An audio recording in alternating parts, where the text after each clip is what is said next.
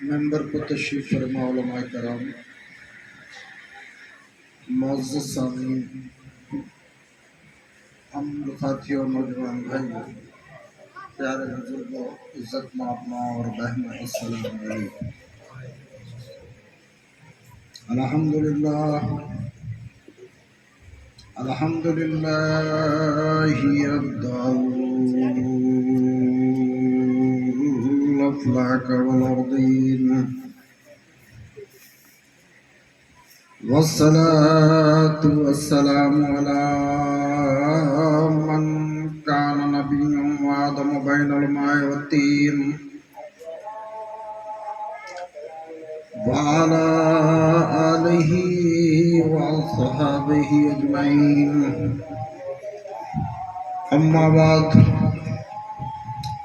فأعوذ بالله من الشيطان الرجيم، بسم الله الرحمن الرحيم، ألا إن أولياء الله لا خوف عليهم ولا هم يحزنون، الذين آمنوا وكانوا يتقون،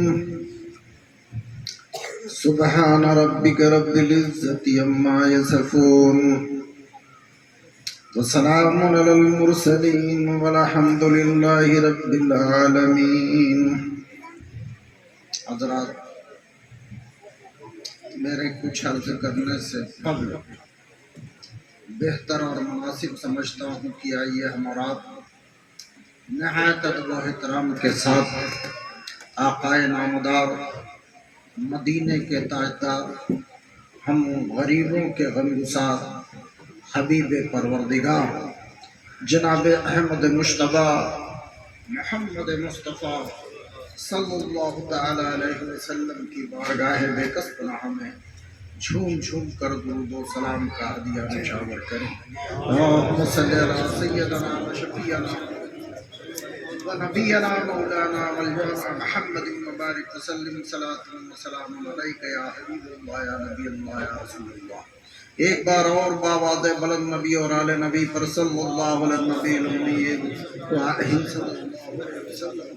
صلاۃ و سلام علیک یا حبیب اللہ یا نبی اللہ یا رسول اللہ۔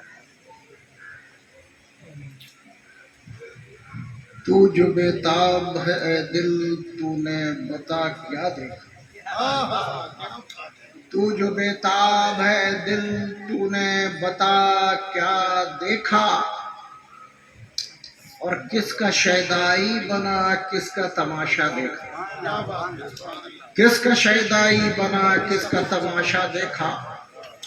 اور اے سلطان سید اشرف جہانگیر سمنانی، اے غوث الورا محی الدین عبد القادر جیلانی، یہ آپ کے تمام تر عقیدت مند اور چاہنے والے عرض کر رہے ہیں کہ کیا بگڑ جاتا چلے آتے قضا سے پہلے، کیا بگڑ جاتا چلے آتے قضا سے پہلے، مرتے دم تک تیرے بیمار نے رستہ دیکھا، کیا بگڑ جاتا چلے آتے قضا سے پہلے، مرتے دم تک تیرے بیمار نے رستہ دیکھا۔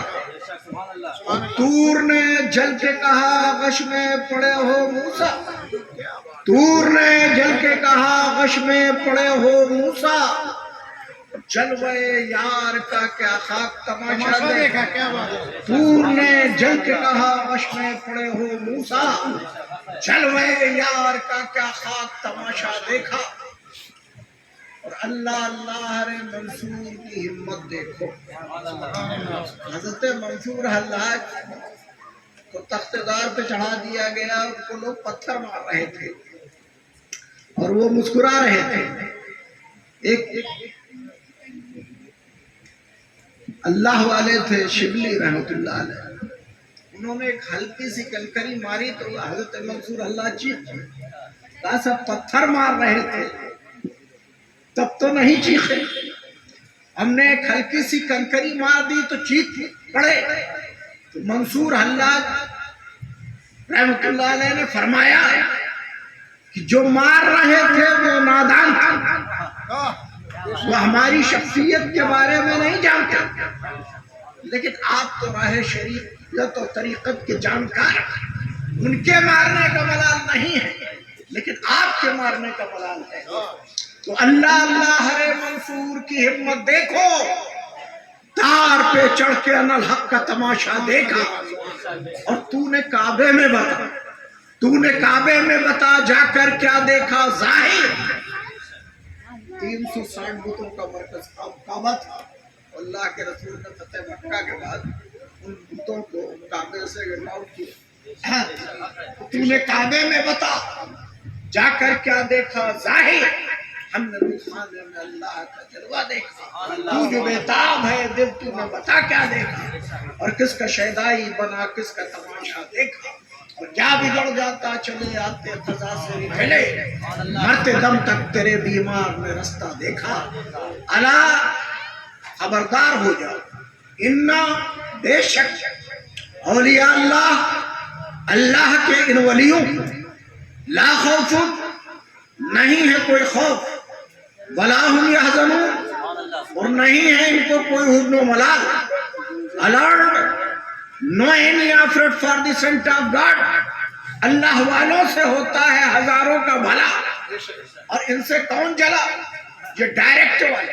اگر دیکھنا ہے ان اولیاء اللہ کی کرامت تو ساغر و مینا توڑ دے، ان سے رشتہ جوڑ دے، تب انا ساگر کی وسعتیں خواجہ کے کانسے میں سمٹتی ہوئی نظر آئے، فنا اور بقا کا مفہوم بتاتے ہوئے صابر کلیری نظر آئے، دیواروں کو حکم دیتے شامینہ نظر آئے، تخت و تاج کو ٹھکراتے ہوئے سید اشرف جہانگیر سمنانی نظر آئے۔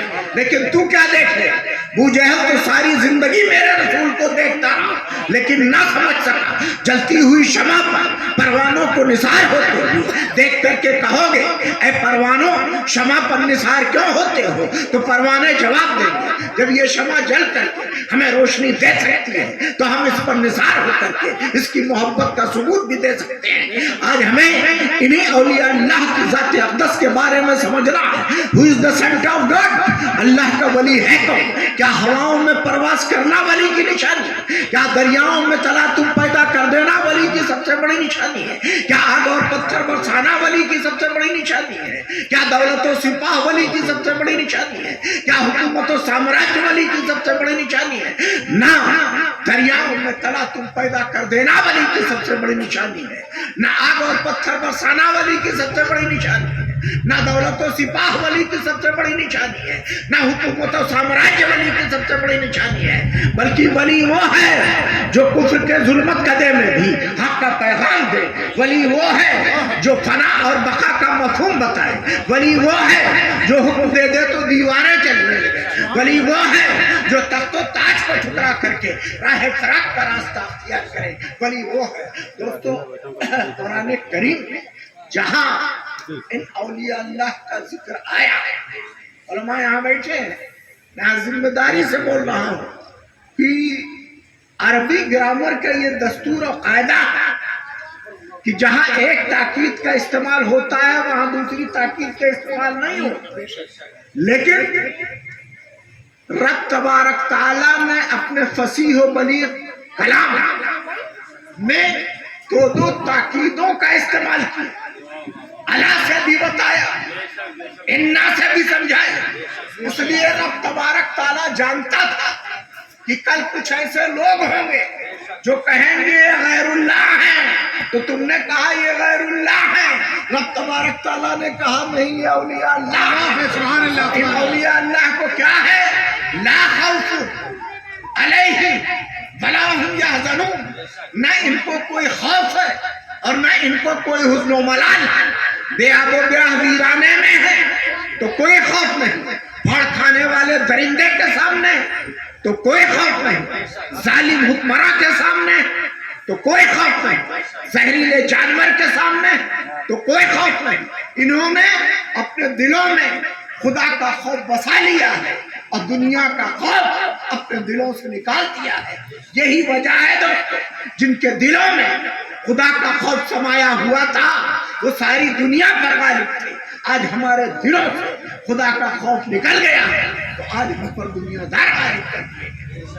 نعرے تکبیر، نعرے رسالت، سید میراج شرف صاحب قبلہ، علماء اہل سنت، نعرے تکبیر، نعرے رسالت۔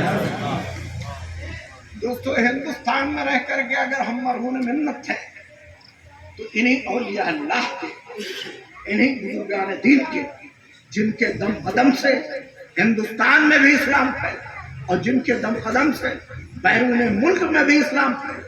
میں یہاں ایک بات واضح کر دینا چاہتا ہوں، ہندوستان میں دو طرح کے لوگ آئے، باہر سے جو لوگ آئے ان میں دو طرح سے لوگ آئے، ایک آئے زمین کے لیے، ایک آئے اقتدار کے لیے، ایک آئے حکومت کے لیے۔ حکومت کے لیے جو آئے وہ بابر تھے، وہ اکبر تھے، وہ ہمایوں تھے، وہ محمد بن قاسم تھے، وہ محمود غزنوی تھے۔ یہ آئے زمین کے لیے، اور ہندوستان میں ہم سب کے راجا، ہمارا خواجہ معین الدین حسن اجمیری سنجری رحمت اللہ علیہ، تو وہ زمین کے لیے نہیں آئے بلکہ دین کے لیے۔ سبحان اللہ، سبحان اللہ۔ کہاں آئے؟ جہاں ایک ظالم اور جابر حکمراں حکومت کیا کرتا، خواجہ معین الدین حسن اجمیری سنجری رحمت اللہ علیہ کہاں آ کر کے مقیم ہوئے؟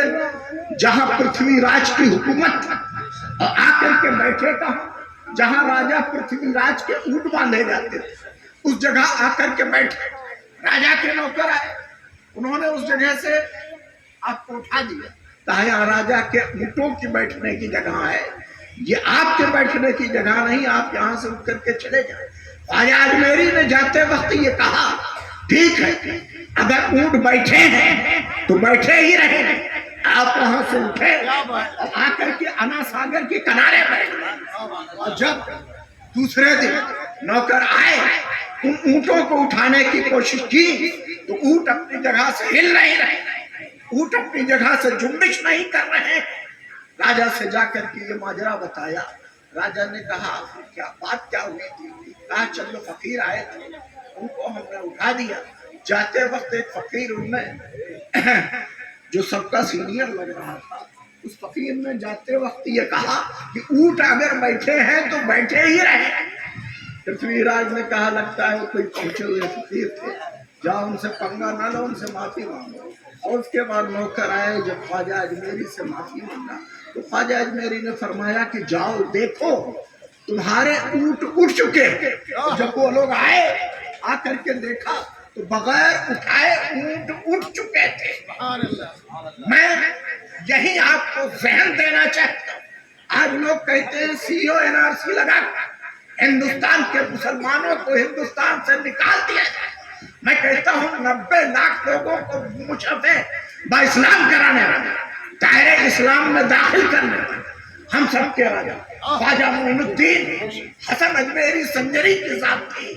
تو جب ان کے بٹھائے ہوئے اونٹوں کو کوئی نہیں اٹھا سکا تو ہندوستان میں ان کے بسائے ہوئے مسلمانوں کو ہندوستان سے کون نکال سکتا؟ نعرے تکبیر، نعرے رسالت، پیر طریقت، رہبر راہ شریعت، معراج ملت، اشرفی دولہ، نعرے حیدری، سبحان اللہ، جشن غوث الورا۔ آپ انا ساگر کے کنارے آ کے بیٹھے۔ چند عرصے جب خواجہ اجمیری وہاں رہے تو لوگوں نے راجہ پرتھوی راج کے کان بھرنے ان کے درباریوں نے شروع کر دیے کہ اگر کچھ عرصہ یہ فقیر رہا تو ہماری حکومت کے لیے خطرہ بن جائے گا، کیونکہ جتنے درباری آپ کے دربار میں نہیں رہتے اس سے زیادہ لوگ ہر وقت اس کے ارد گرد رہتے۔ تو پرتھوی راج نے اپنی ساری طاقتوں کا استعمال کر لیا۔ جب وہ کسی طرح سے کامیاب نہیں ہوا تب پھر وہ اپنے گرو جے پال کے پاس گئے، کہا گرو لوہا لوہے ہی کاٹتا، अगर उससे कोई मुकाबला कर सकता है तो आप ही कर सकते हैं। गुरु ने कहा घबराओ नहीं चले, मैं अभी उसका संहार किए देता हूँ। मेरे छाले पर सवार हूँ, जोगनी मंत्र चलाता हूँ, आग और पत्थर बरसाता हूँ। ख्वाजा अजमेरी की जानिब बढ़ा। जब ख्वाजा ने उसको अपनी जानिब आते हुए देखा तो कहा कि देखो जयपाल आ रहा, आयतन कुर्सी पढ़ करके ख्वाजा अजमेरी के तमाम तर चाहने वालों ने आयतन कुर्सी पढ़ करके एहसार कर दिया। जयपाल जोगनी मंत्र चलाता रहा, आग और पत्थर बरसाता रहा, जादुई सांप छोड़ता रहा, लेकिन ख्वाजा और ख्वाजा के चाहने वालों पर उसका कोई असर नहीं हुआ।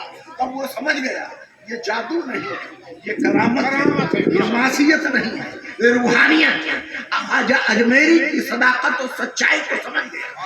ख्वाजा हमारा और आपका फाइनल डिसीजन हो जाए, हमारा और आपका आखिरी फैसला हो जाए। कहा वो क्या?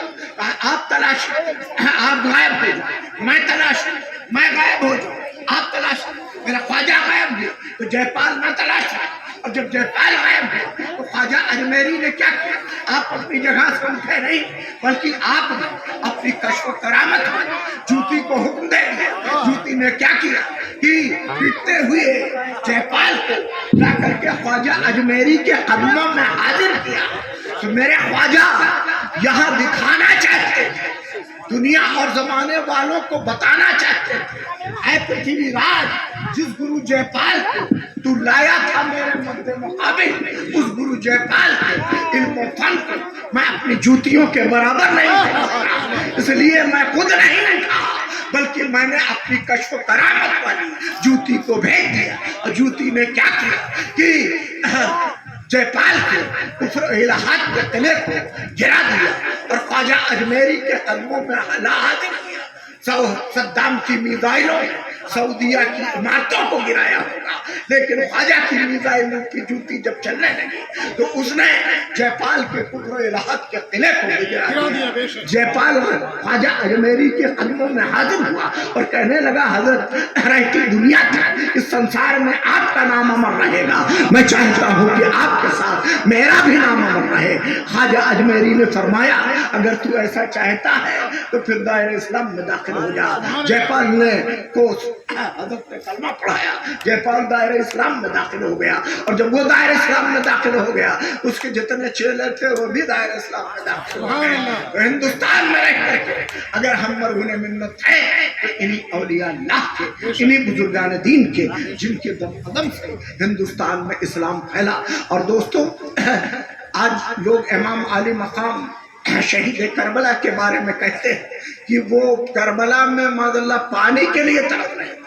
मैं कहता हूँ, कौन कहता है कि पानी को तरसते थे हुसैन? सच तो ये है, लबे शबीर को तरसा पानी, पानी के लिए हुसैन नहीं तरस रहे थे, बल्कि पानी खुद हुसैन के लिए तरस रहा था। इसलिए कि ख्वाजा अजमेरी पर जब पृथ्वीराज ने अना सागर पर पहरे लगा दिए कि ख्वाजा और उनके चाहने वालों को एक बूंद पानी इस पर से न मिल सके, तो जब लोगों ने आकर के ख्वाजा से बताया तो ख्वाजा अजमेरी खुद नहीं गए, अपने एक चाहने वाले जिसका नाम सादी था उसको भेज दिया। कहा ये मेरा कशकोल ले ले, ये मेरा प्याला ले ले, अना सागर के किनारे चला जा और अना सागर से कह देना, अना सागर चल, तुझे ख्वाजा ने बुलाया है। सादी ने वो प्याला लिया, अना सागर के किनारे गया और कहा, अना सागर चल, तुझे ख्वाजा ने बुलाया।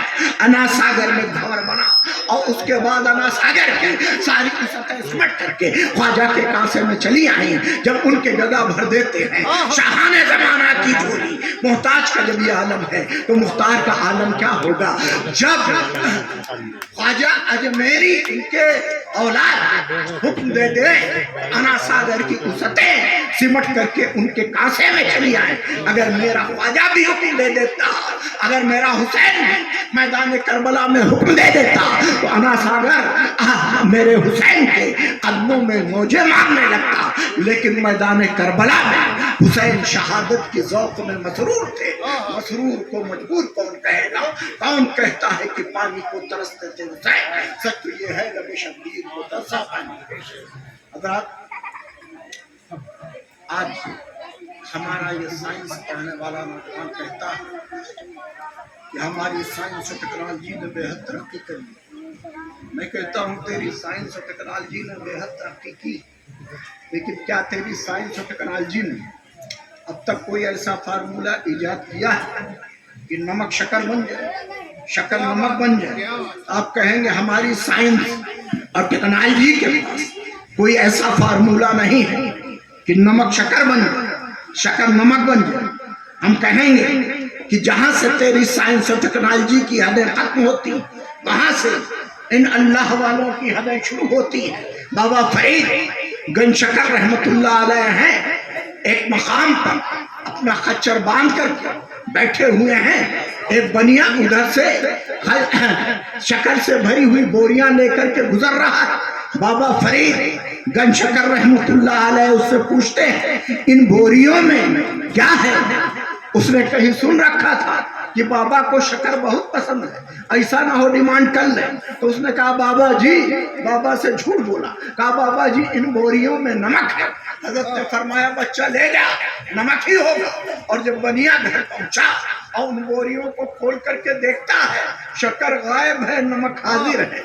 اب بڑی حیرت میں پڑ گیا، میں نے لوڈ تو اس میں شکر کیا تھا، یہ نمک کیسے ہو گیا؟ سوچتے سوچتے اسے خیال آیا کہ میں نے جو اس فقیر سے، اس اللہ والے سے جھوٹ بولا تھا، یہ اسی کا رزلٹ ہے، اسی کا نتیجہ۔ اب وہ بوریوں کو چھوڑ کر حضرت کو تلاشنے لگا۔ تلاشتے تلاشتے حضرت ایک درخت کے نیچے اپنا خچر باندھ کر آرام فرما رہے تھے۔ بنیا گیا اور جاتے ہی حضرت کے قدموں میں گر پڑا۔ حضرت نے کہا بچہ کیا ہے؟ کہا بابا جی میں نے آپ سے غلط کہا تھا، بابا جی میں نے آپ سے جھوٹ بولا تھا، ان بوریوں میں نمک نہیں تھا، شکر تھا، لیکن آپ نے جب سے کہہ دیا ہے وہ ہمارا سارا شکر نمک ہو گیا ہے۔ حضرت نے فرمایا جا بچہ دیکھ، نمک نہیں ہوگا، شکر ہوگا۔ بنیا پلٹ کر کے پھر آیا، جب ان بوریوں کو کھول کر کے دیکھتا ہے تو کیا دیکھتا ہے کہ نمک غائب ہے، شکر حاضر ہے۔ تو جہاں مشکل وقت پڑا ہے، یہی اولیاء اللہ ہے، یہی بزرگان دین ہیں جن کی ذات اقدس ہر جگہ ہر موڑ پہ کام آئی ہے۔ آج بھی حضرت ابراہیم سکیمہ پیدا ہو، آگ کر سکتی ہے انداز گلستہ پیدا ہو، اور تیرے میں کا دل میں کمی نہیں، جو کمی ہے ذوق طلب میں، جو مانگنے والے تو آج بھی وہی وعدہ ہے، وہی جام ہے۔ دوستو یہ 11ویں شریف کا مہینہ ہے، پیران پیر کا مہینہ ہے، اور جب ہم دیکھتے ہیں کہ محرم کا مہینہ آتا، ربیع الاول شریف کا مہینہ آتا، 11ویں شریف کا مہینہ آتا، تو فیس بک پر واٹس ایپ پر طرح طرح کے اعتراضات کیے جاتے۔ آخر یہ 11ویں کہاں سے منا لی؟ یہ 11ویں کہاں سے منانا شروع کر دیا؟ تو جو 11ویں پر اعتراض کرتے ہیں ان سے کہہ لو کہ یہ تاریخ ہم نے نہیں رکھی ہے، جس کی 11ویں ہم مناتے ہیں یہ تاریخ خود اس نے رکھی ہے۔ حضرت کے تمام تر عقیدت مند اور چاہنے والے جماعت لوگوں نے کہا حضرت ہم سال بھر کماتے ہیں، ایک دن کوئی ایسا رکھ لیا جائے کہ جو کچھ کمائیں اسے اللہ کی راہ میں خرچ کر دیں۔ آپ نے کہا لوگوں بتاؤ کون سا دن رکھا جائے؟ لوگوں نے کہا حضور آپ علم ظاہر کے بھی جاننے والے، علم باطن کے بھی جاننے والے، جو دن اور جو وقت آپ مقرر کر لیں گے وہی دن اور وہی وقت ہمارے لیے بہتر ہوگا۔ تو آپ نے فرمایا جب آدم علیہ السلام کی توبہ قبول ہوئی تھی دن 10ویں کا تھا، رات 11ویں کی تھی۔ جب نوح علیہ السلام کی کشتی کوہ دودی پہاڑ سے لگی تھی دن 10ویں کا تھا، رات 11ویں کی تھی۔ جب صالح علیہ السلام کی اونٹنی پہاڑ سے باہر آئی دن 10ویں کا تھا، رات 11ویں کی تھی۔ جب یونس علیہ السلام مچھلی کے پیٹ سے صحیح سلامت واپس آئے دن 10ویں کا تھا، رات 11ویں کی تھی۔ جب یوسف علیہ السلام کنعان مصر میں اپنے بھائیوں سے ملے دن 10ویں کا تھا، رات 11ویں کی تھی۔ اور جب ابراہیم علیہ السلام پر نعرہ نمرود جلایا گیا और नारे नमरूद गुलजार बन गए। तो दिन 10वीं का था, रात 11वीं की थी, जब इमाम अली मकाम शहीद करबला के मैदान में शहीद किए गए। दिन 10वीं का था, रात 11वीं की थी। यही दिन और यही रात हम भी मुकर्रर करते हैं। जो भी अब्दुल कादिर जीलानी के दर पर आएगा वो खाली हाथ वापस नहीं जाएगा। उसी दिन से आप 11वीं वाले पीर के नाम से मशहूर हो गए और ये 11वीं इस तरह से उनके नाम के साथ जुड़ गई कि आज हम उन्हीं के नाम पर इसाल सवाब कराते हैं, आज हम उन्हीं के नाम पर फातिहा दिलाते हैं। और जो शख्स 11वीं के बारे में एतराज करे आप उससे कह दे कि 11वीं की तारीख हमने नहीं रखी, जिसकी हम 11वीं मनाते हैं ये तारीख उसने खुद रखी। और हज़रत पीराने पीर की करामत या उनके हालात दोस्तों किसी एक महफिल में बयान करना नामुमकिन। आप बगदाद की पहाड़ियों पर चिल्ला काट रहे थे, आसमान पर अब्र नमूदार हुआ, आवाज आई, ऐ अब्दुल कादिर जीलानी तू मेरा हो गया, मैं तेरा हो गया, कोई नमाज़ें मत पढ़ा कर। आपने कहा ये कौन है जो मुझे नमाजों के लिए रोक रहा है? मेरे सरकार तो रात भर खड़े होकर के नमाजें अदा करते थे, आपके पैर में जो है वो सूजन आ जाती। हज़रत आयशा फरमाती ऐ अल्लाह के रसूल आप सो भी जाओ, तो आप फरमाते अफला अबदन शकूरा, क्या मैं अपने रब का शुक्रगुजार न बनूं? और ये कौन है जो मुझे नमाजों के लिए मना कर रहा है? मालूम होता है ये शैतान है। आपने पढ़ा ला हौला वला कुव्वता इल्ला बिल्लाह, वो जितना आवर था वो धुआं हो गया। आवाज आई ऐ अब्दुल कादिर जीलानी आज तेरे इल्म ने तुझे बचा लिया। कहा जब तेरे इल्म ने तुझको नहीं बचाया, तेरा इल्म तुझे मल्लुमुल मलकूत था, फरिश्तों को दर्श देता था, जब तेरा इल्म तुझे नहीं बचा सका तो मेरा इल्म मुझको क्या बचाएगा? मेरे इल्म ने मुझे नहीं बचाया है, मेरे रब ने मुझे बचाया। नारे तकबीर, नारे रिसालत, औलादे मखदूम सिमना, औलादे गौसे आज़म, फजीलते गौसे आज़म, अज़मते गौसे आज़म, नारे तकबीर, नारे रिसालत, नारे हैदरी, सुभान अल्लाह सुभान। दोस्तों हज़रत की बारगाह में गरीब शख्स जिसकी बेटी की शादी होने वाली थी हाजिर हुआ तो कहने लगा हज़रत आप अपने दस्त मुबारक से हमको कुछ अता कर दे, हमारे बेटी की शादी होने वाली और दुआ कर दे। हज़रत ने क्या किया कि एक छोटा सा पत्थर का टुकड़ा उठाया और उस पर कुछ आयतें कुछ सूरतें दम करके उसको दे दिया। उसने जब उस पत्थर के टुकड़े को देखा तो क्या देखता है, पत्थर पत्थर न रहा, पत्थर सोना बन गया। अब वो बड़े हैरत में पड़ा और दिल में उसके लालच भी पैदा हो गई। उसने सोचा हजरत ये फार्मूला अगर हमको बता दे तो हमारी गरीबी दूर हो जाती। हजरत से उसने दरियाफ्त कर लिया कि हजरत इस पर आपने क्या दम किया? तो हजरत ने फरमाया कि मैंने कुछ नहीं, 7 बार इस पे सूरह फातिहा पढ़ करके और 7 बार सूरह इखलास यानी कुल वल्लाह शरीफ पढ़ करके दम किया। ये पत्थर पत्थर न रहा, सोना बन सा गया। तो हजरत से जब वो फार्मूला पा गया तो बहुत खुश हुआ। हजरत ने तो इतना सा टुकड़ा लिया था, वो अपने घर गया और पूरा चहाक लेकर के बैठ गया। सुबह से शाम हो गई, शाम से सुबह हो गई, रातों दिन पढ़ता रहा, लेकिन कई दिन तक पढ़ता रहा, लेकिन पत्थर पत्थर ही रहा, सोना न बन सका। तब फिर वो हजरत की बारगाह में हाजिर कहने लगा हजरत जो फार्मूला आपने बताया था, जो अमल आपने बताया था, पत्थर से सोना बनाने वाला, रातों दिन पढ़ता रहा, सुबह शाम पढ़ता रहा, लेकिन पत्थर पत्थर ही रहा, पत्थर सोना नहीं बन सका।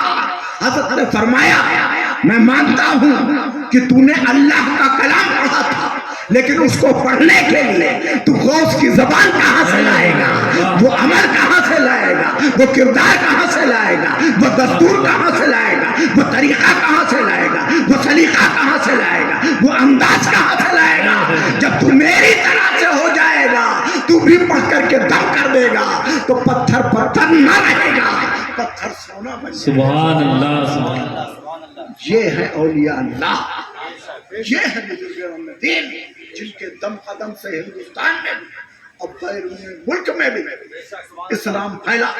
دوستو ان اولیاء اللہ کی ذات اقدس تو بہت عرفہ والا ہے. بے شک چند باتیں کہہ کر کے میں اپنی بات ختم کر دوں گا.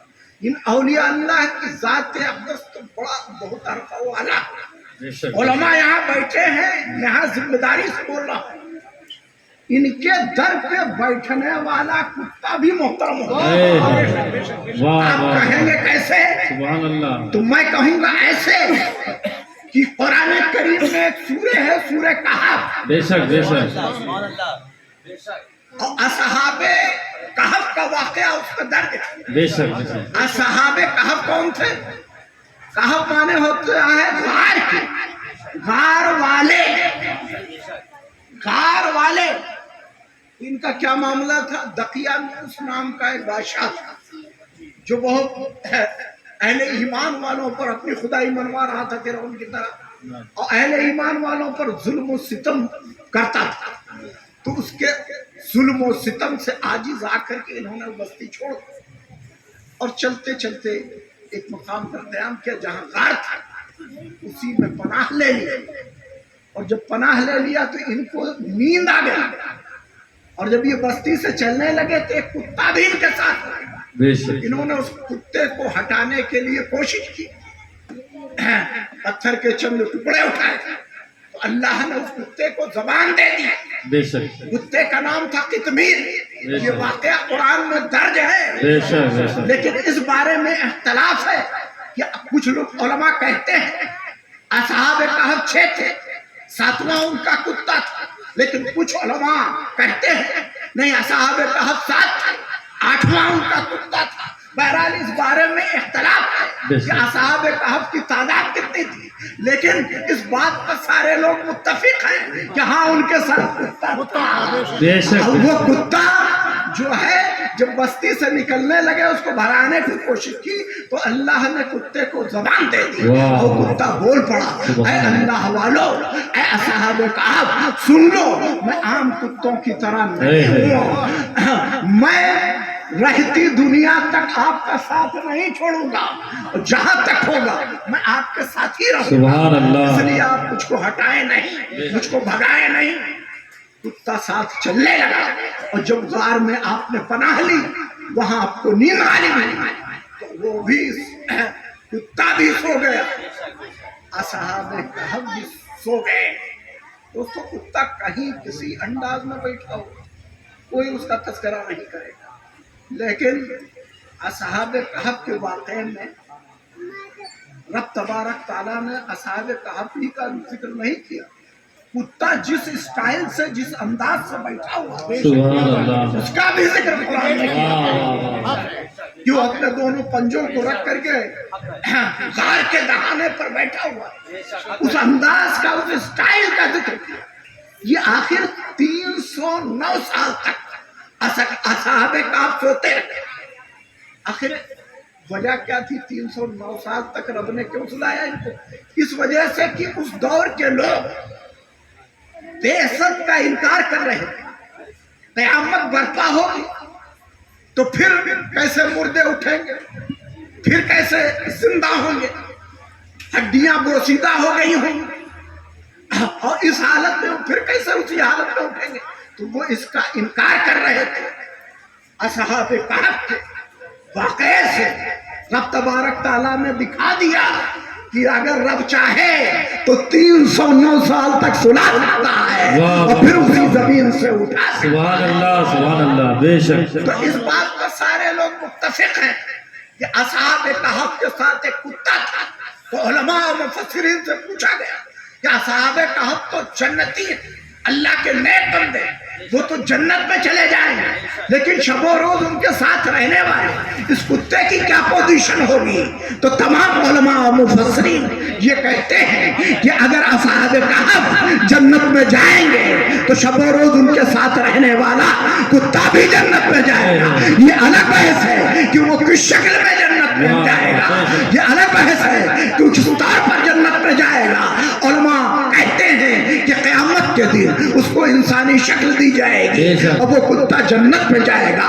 جب اللہ کے نیک بندوں کے ساتھ رہنے پر کتا جنتی ہو سکتا ہے تو اگر ہم ان اولیاء اللہ کی نشست و صحبت اختیار کریں سبحان اللہ. بے شک ہم بھی جنت کے حقدار ہو جائیں. بے شک. آج بھی اگر ابراہیم سعیمہ پیدا ہو آج کر سکتی ہے انداز گلستہ پیدا ہو. میں کدے میں کمی نہیں. جو کمی ہے ذوق طلب میں ہے. جو مانگنے والے تو آج بھی وہی وعدہ ہے وہی جام ہے. شیخ سعدی علیہ الرحمہ فرماتے ہیں میں حمام میں گیا, میں نے دیکھا وہاں ایک مٹی کا ٹکڑا ہے جس میں عنبر اور مشک جیسے خوشبو آ رہی ہے. میں نے پوچھا اے مٹی کے ٹکڑے بتا تو عنبر ہے کہ مشک؟ مٹی کے ٹکڑے نے کہا بگفتہ من گلے ناچیز بودم وہ لیکن مدت بابو نشید جمال ہم نشید در من اثر کر وگرنہ من ہمہ خاتم کی ہستم. مٹی نے کہا ایک عرصہ میں نے پھولوں کی صحبت میں گزارا ہے اور جس کی صحبت میں گزارا ہے اس کا اثر مجھ میں آ گیا ہے ورنہ میں وہی ناچیز مٹی ہوں. تو شیخ سعدی علیہ الرحمہ فرماتے ہیں کہ جب مٹی گلوں کی صحبت میں رہے مٹی پھولوں کی صحبت میں رہے تو ان کی صحبت کی خوشبو آ جائے, ان کی صحبت کی رنگت آ جائے, ان کی صحبت کا اثر آ جائے. اور جب ایک گناہگار بندہ اللہ کے نیک بندوں کی صحبت میں رہے تو ان کی صحبت کی خوشبو آ جائے, ان کی صحبت کا اثر آ جائے, ان کی صحبت کی رنگت آ جائے. یہ مسل سچ ہے کہ ہو جاتا ہے صحبت کا اثر. انسان تو انسان ہے, در و دیوار بدل جاتے ہیں. اور کیا حسن سمجھا ہے, کیا عشق نے جانا ہے, ان خاک نشینوں کے ٹھوکر میں زمانہ ہے. وما بلا وآخر دعوانا الحمدللہ رب العالمین.